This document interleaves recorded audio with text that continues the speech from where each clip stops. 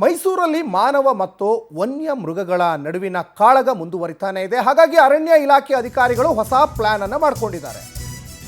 ಮೈಸೂರಲ್ಲಿ ನಿರಂತರವಾಗಿ ಹುಲಿ ದಾಳಿ ಆಗ್ತಾನೆ ಇದೆ. ರೈತರಿಗೆ ನೂತನ ಫೇಸ್ ಮಾಸ್ಕ್ ನೀಡಲಿಕ್ಕೆ ಇಲಾಖೆಯಿಂದ ಈಗ ಮುಂದಾಗಿದ್ದಾರೆ. ಬಂಗಾಳ ಮಾದರಿಯಲ್ಲಿ ಫೇಸ್ ಮಾಸ್ಕ್ ನೀಡಲಿಕ್ಕೆ ಅರಣ್ಯ ಇಲಾಖೆ ಮುಂದಾಗಿದೆ. ಹಿಂಬದಿಯಿಂದ ರೈತರ ಮೇಲೆ ದಾಳಿ ನಡೆಸ್ತಾ ಇದ್ದಾವಲ್ಲ ಹುಲಿಗಳು, ಅರಣ್ಯ ಇಲಾಖೆಯಿಂದ ಕಾಡಂಚಿನ ಗ್ರಾಮದ ಜನರಿಗೆ ಈಗ ವಿತರಣೆ ಮಾಡಿದ್ದಾರೆ. ಏನಂದರೆ ಅದು ಫೇಸ್ ಮಾಸ್ಕ್ಗಳು. ದೃಶ್ಯಾವಳಿಯಲ್ಲಿ ಕೂಡ ಗಮನಿಸ್ತಾ ಇದ್ದೀರಾ. ಇದನ್ನು ನೀಡಲಿಕ್ಕೆ ಇಲಾಖೆಯಿಂದ ಈಗ ಚಿಂತನೆ ನಡೀತಾ ಇದೆ. ಬಂಗಾಳ ಮಾದರಿಯಲ್ಲಿ ಫೇಸ್ ಮಾಸ್ಕ್ ನೀಡಲಿಕ್ಕೆ ನಿರ್ಧಾರ ಆಗಿದೆ ಅನ್ನೋದು ಗೊತ್ತಾಗ್ತಾ ಇದೆ.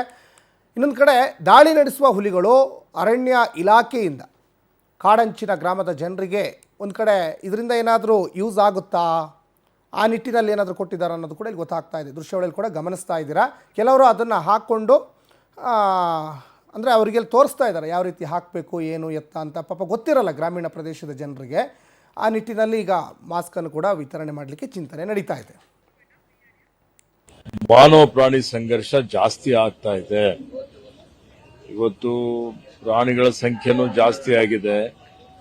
ಇಂಥ ಒಂದು ಸಂದರ್ಭದಲ್ಲಿ ಮುಂಜಾಗರೂಕತೆ ಕ್ರಮವಾಗಿ ಇವತ್ತು ನಾವು ಅರಣ್ಯ ಇಲಾಖೆ ವತಿಯಿಂದ ರೈತರಿಗೆ, ಯಾರು ಅರಣ್ಯದ ಅಂಚಿನಲ್ಲಿ ರೈತರು ಬೇಸಾಯ ಮಾಡ್ತಾ ಇದ್ದಾರೆ ಅಂಥವರಿಗೆ ಇವತ್ತು ಅವರ ಸುರಕ್ಷತೆಗಾಗಿ ಈ ಮಾಸ್ಕ್ ಕೊಡುವಂಥದ್ದು ಪ್ರಕ್ರಿಯೆ ಪ್ರಾರಂಭ ಮಾಡಿದ್ದೇವೆ. ಪ್ರತಿಯೊಬ್ಬರು ಅಲ್ಲಿ ಕೆಲಸ ಮಾಡ್ತಕ್ಕಂಥ ಸಂದರ್ಭದಲ್ಲಿ ಆ ಮಾಸ್ಕ್ ಅನ್ನು ಧರಿಸಬೇಕು ಅನ್ನುವಂಥದ್ದು ನಾನು ವಿನಂತಿಯನ್ನು ಮಾಡುತ್ತೇನೆ. ಮಾನವ ಪ್ರಾಣಿ